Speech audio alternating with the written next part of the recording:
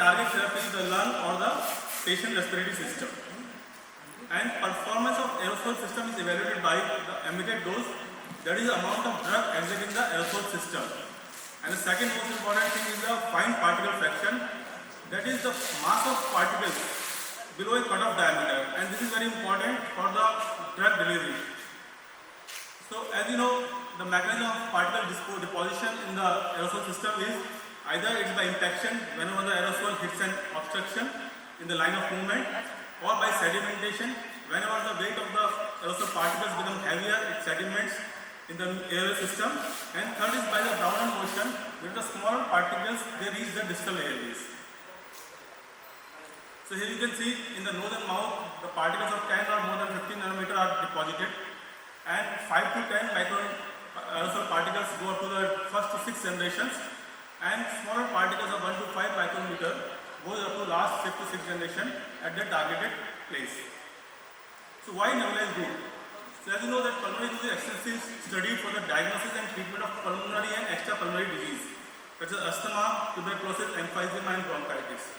So this is a route that is used for either diagnosis or therapeutic interventions.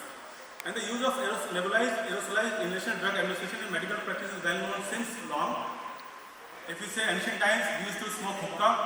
That was also a type of aerosolized system in which the opiates or the other drugs were delivered or pain relief. In the history we see that penicillin, there is reports that penicillin was also used for aerosolized mechanism. So these are not new thing, it's an old thing. And respiratory disease management remains one of the most common uses of this modality. And beyond anesthetic drugs, everybody knows that when the aerosol system, this nebulization has occurred, the first thing is a patient coming to the ED in drug test, nebulize the patient. So bronchodilators and corticosteroids are most common drug used by this mechanism. But this use is also used to anesthesiologists for drug delivery to achieve specific objectives and to decrease side effects associated with the systemic administration. So the effect is same, but we are using just change the route. Why nebulization route over systemic route? So we are the masters of IV access. जब अस्पताल में किसी से इंटरवेंस नहीं पड़ता है, anaesthetist call करता है. So why want to shun this IV route and want to move to nebulized route? The main goal of aerosolization is to achieve high drug concentration in the lung tissue. That is a target drug therapy where the drug has to act. We want to make the drug reach there. Large surface area with thin air-blood barrier and highly vascular epithelium that helps in increasing the absorption of the drug. Low first-pass metabolism and enzymatic activity. This is one thing which is separate from, which is different from IV system, could achieve high bioavailability for aerosolized drug therapy. High local drug concentration at the therapeutic site for respiratory pathology, rapid onset of action, and low systemic side effects are another thing that makes us to use this aerosolized drug therapy. And it's mainly used for, as I told, bronchodilators and corticosteroid therapy with a particular interest in antibiotic administration that is re-emerging. So this is a critical care. In the critical care, this use of antibiotics by the system is emerging, and there are many studies going on for this. So common anesthesia drugs which are used for aerosolized mechanism are dexmedetomidine, fentanyl, morphine, ketamine, midazolam, lignocaine, magnesium, and adrenaline. So talking about dexmedetomidine, we know that it's an alpha-2 agonist and mainly used as a sedative or analgesics and to decrease the drug anesthetic dose requirement. So it's a wonderful drug and has gained popularity in the last week. So by aerosolized route, the drug is 1 mg microgram per kg in adults and 2 microgram per kg in children. And bioavailability is 65% by nasal mucosa, 82% via mucosa, buccal mucosa. So it's given very good bioavailability. The main uses for which we use is blunts hemodynamic response to laryngoscopy. Is decreasing incidence of post-operative sore throat, improves patient comfort, especially in pediatric patients, which are very difficult to take to the operation theaters. The use of nebulization route, dexmedetomidine by nebulization route, helps us in easy separation of the pediatric patient from the parent, and it also helps in a good patient satisfaction level. Reduces emergence, delirium, and nausea vomiting. So as you know, dexmedetomidine, there are some side effects which the anesthetist is scared of, especially the bradycardia and hypotension. So this route helps in avoiding this side effects. So this is study said nebulized fentanyl which evaluated nebulized fentanyl, dexamethasone and magnesium sulfate for attenuation of hemodynamic response to laryngoscopy and laryngotracheal intubation. So in this study, 96 patients and 32 patients were given each group. So compared to P0, an increase in heart rate P2 and P6 at 0, 5, 10 and 30 minutes was evaluated, was seen in group A only. Group A was fentanyl group, in which 1 microgram per kg of fentanyl was given. Group B was dexamethasone group, where 1 microgram per kg of dexamethasone was given, and group C was ketamine group. Magnesium sulfate group, where 40 microgram per kg of fentanyl was given. Maxsulf was given. And they concluded nebulized form of dexamethasone at 1 microgram per kg and magnesium seems to be superior to fentanyl in suppressing the laryngeal stress response to the laryngoscopy. There is another study which evaluated nebulized dexamethasone in blunting hemodynamic response, and they also reached the same conclusion that it effectively blunts the stress response to laryngoscopy and intubation with no adverse effect. Then dexamethasone nebulization attenuates post-operative sore-throated patients undergoing thyroidectomy. So in this, dexamethasone and ketamine was evaluated, and they concluded that pre-operative dexamethasone nebulization can be utilized as safe and ideal alternative to ketamine nebulization in attenuating post-operative sore throat with less hemodynamic derangements. This is in children undergoing general anesthesia. There is a role of dexamethasone, midazolam or ketamine as free medication in preschool children undergoing general anesthesia. There was a prospective double-blind randomized study by Mohammad Sharif et al. And they also concluded that nebulization with dexamethasone produces easy parental separation, more satisfactory sedation and face mask acceptance with less perioperative agitation than nebulization with midazolam or ketamine. So dexamethasone was superior than midazolam and ketamine for children also. This is a systemic review and meta-analysis in which 1,300 patients, there were 11 studies, and 1,300 patients were the total database, and they also evaluated that current evidence has suggested that nebulized dexamethasone and can provide satisfactory sedation and reduce emergent agitation and post-operative nausea and vomiting. Moreover, nebulized dexamethasone combined with ketamine could achieve better sedation than dexamethasone alone.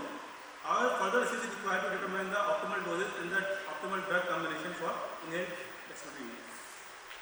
Limnocaine, as you know, that this has been fair use and it has been utilized for nebulization for local anesthesia for awake fiber-optic intubation along with other blocks, and it has also been used to attenuate pressure response to laryngoscopy. Fentanyl, as you know, it's a good very effective analgesic. For nebulization, it is used in the dose of 4 microgram per kg.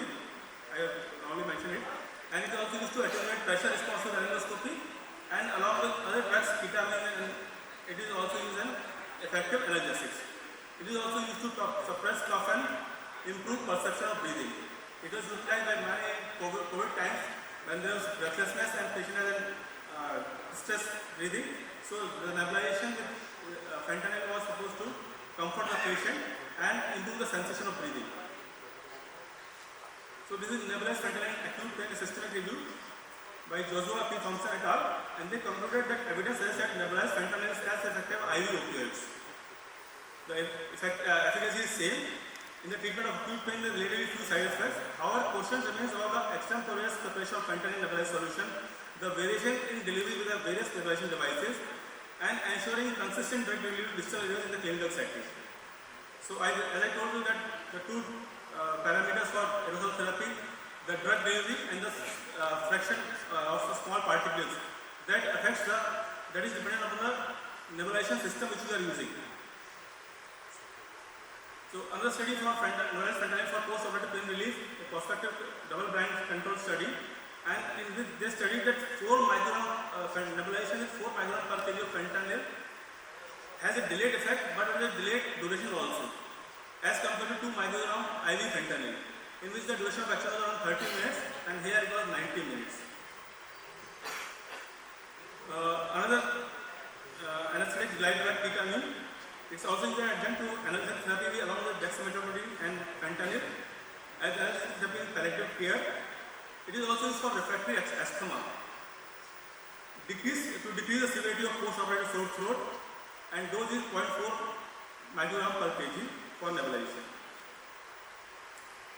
So this is again study that decreases the severity of post-operative sore throat, but as we studied that dexmedetomidine has a better role than ketamine in this. Efficacy of nebulized fentanyl and low-dose ketamine for pain control of patients with long bone fractures, and was identified double-blind clinical trial in Africa in emergency setting. As you know that in emergency, the patients are very vulnerable and they are hemodynamically unstable. Giving any drug by IV route increases chances of side effects. The patient may go into apnea or the patient may have hypotension. So this nebulization route is very much effectively utilized in emergency setting also. Magnesium, again, it is used to suppress the laryngeal response along with dexmedetomidine, and it is also an adjunct to salbutamol for bronchodilator effect. So there are there are studies which have given mixed outcomes. Some suggest that it has a better outcome, and some say that it does not alter the hospitalization course or the incidence of hospitalization for critically ill patients that are refractory to normal drugs or traditional drugs. So this is a study in Lancet, where the use of isotonic nebulized magnesium sulfate was used as adjunct to salbutamol in treatment of severe asthma in adults. So they also indicated that use of isotonic magnesium as an adjuvant to nebulized salbutamol results in an enhanced bronchodilator response in treatment of severe asthma.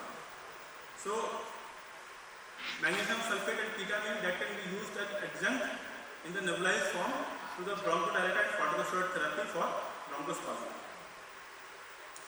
Another one of the drugs which were used by nebulization route or aerosolized route was epinephrine, and it has been used as a bronchodilator in asthma, refractory asthma, in treatment of stridor 2, as treatment of laryngeal and pharyngeal edema. In anaphylaxis also, it has a good route in decreasing the bronchospasm, and the dose is 3 to 5 ml of adrenaline of 1:1000. Normally, we say this is a very high dose, but this is the actual dose that should be used for if you are using epinephrine for nebulized route. Now, no system has only positive sides, so it has also health hazards to healthcare workers. And just like side effects of inhalation agents, which the anesthetist has gone through decades and centuries, the side effects of the long-term inhalation use, healthcare workers may be exposed to chemical hazards of aerosolized medications also. Atmospheric pollution is a side effect. Risk of infection through aerosolized route is another side effect. And the side effects of the drugs which we are using, they may also contribute to the health of the healthcare providers. Another one thing that I was going through this article came to me, and pipette, that is pressurized intrapleural aerosol therapy. The next lecture by Dr. Anil Sharma will talk about HIPEC, where hyperthermic intrapleural chemotherapy is, but it uses the chemotherapy drugs at normal temperature, but it uses high pressure, and there is a system that they injected, and when the drug is injected, all the monitoring devices are taken outside, and the room is empty, and the drug is injected. So this is about the aerosolized drugs that are used by the anesthesiologist in various settings, and most prevalent drug that is being used is dexmedetomidine nowadays, and people try all other drugs. So just you have to remember that is an alternative route. The effects will be same, the doses may vary, the side effects will decrease. So that's thank. Any questions? Thank you, Dr. Bharat Bhushan. I would like to call Dr. P.C. Shah to felicitate Dr. Bharat Bhushan.